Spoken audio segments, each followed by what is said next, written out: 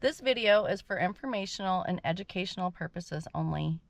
All events referenced are based on publicly available news reports. Viewers are encouraged to do their own research and form their own conclusions. Hey there, how are you doing? My name is Angel and I like all things that are mysterious. Do you know what's mysterious today? The fact that the zombie apocalypse already happened and no one noticed. It began with teeth and terror, not technology. Miami, 2012. A man named Rudy Eugene attacked a homeless stranger on a highway bridge and chewed half of his face off. The media called him the bath salt zombie. Police warned about a new synthetic drug turning people into monsters. But when the toxicology report came back, it showed no bath salts at all, only marijuana. The story quietly vanished. No follow-up, no answers, just a collective sigh of relief. But that was the first glitch in the matrix of modern madness. Soon after, Maryland and Louisiana had their own cannibal-style crimes. Violent, senseless, and again blamed on bath salts. Yet no public proof of those drugs was ever released. If these were outbreaks, you could say they ended too neatly. Maybe they weren't outbreaks at all, just malfunctions in a society already sedated. Florida again. Austin Haroff, a college student, honors classes, football team, suddenly snaps. He murders a couple in their garage and tries to bite one victim's face. Authorities blame Flocka, another designer drug. Weeks later, FBI lab tests show no hallucinogens, no bath salts, nothing unusual in his system. The media moved on again. No chemical culprit, just a narrative that failed to fit. The apocalypse wasn't spreading through infection anymore. It was spreading through disconnection. Canton, Ohio. Alexis Farrell, 27. Kills and eats a cat in broad daylight. Neighbors film it. Body cam footage circulates online. Her lawyer mentions drug and alcohol issues, but again, no confirmed toxicology results released. 12 years after Miami, it wasn't a virus or a drug. It was despair itself. The system didn't need bath salts anymore. It had found a new formula, one that looked a lot like normal life. Once upon a time, we feared the bite.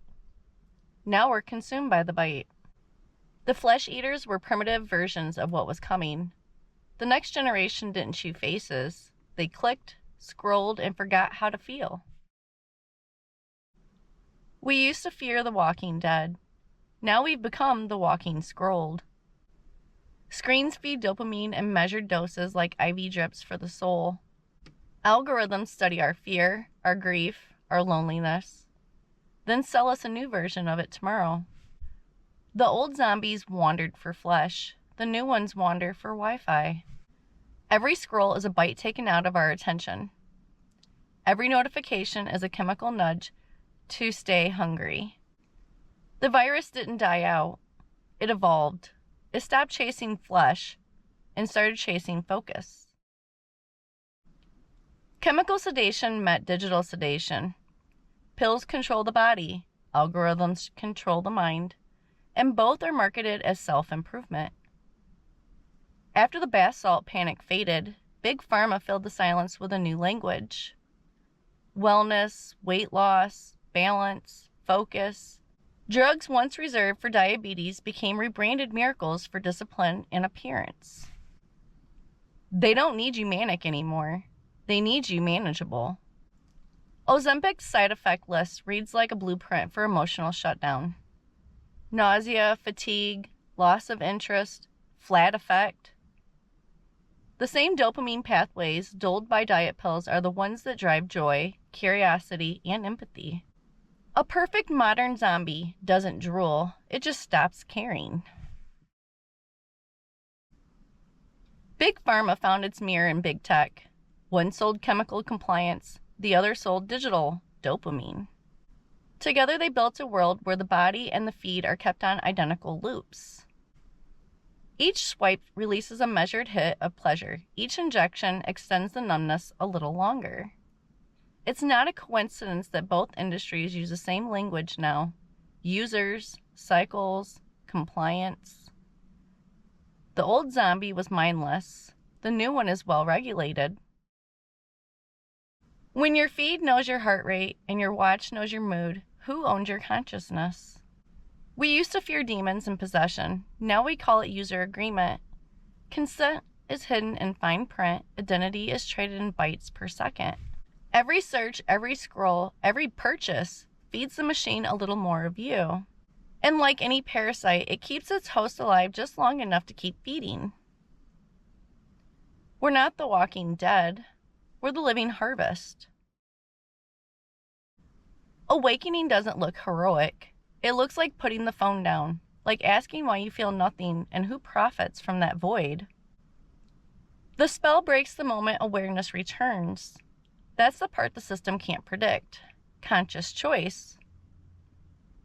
Every time you choose to feel, you rewrite the program. The face eaters were the warning. They showed us what happens when the system crashes loudly. So the system learned to crash quietly. Now the world runs on silent madness, a society of people who don't eat flesh because they're already consuming themselves. The real zombie apocalypse didn't need a virus. It needed a business model.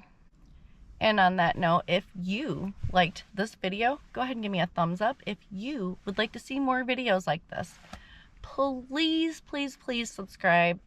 We're so close to 700. I know that we can do it, but we can't do it without you, right? I need your help. We gotta all work together, right? Anyways, I do appreciate you for watching this video. I hope and pray that you subscribe, and I will see you in the next one. Bye.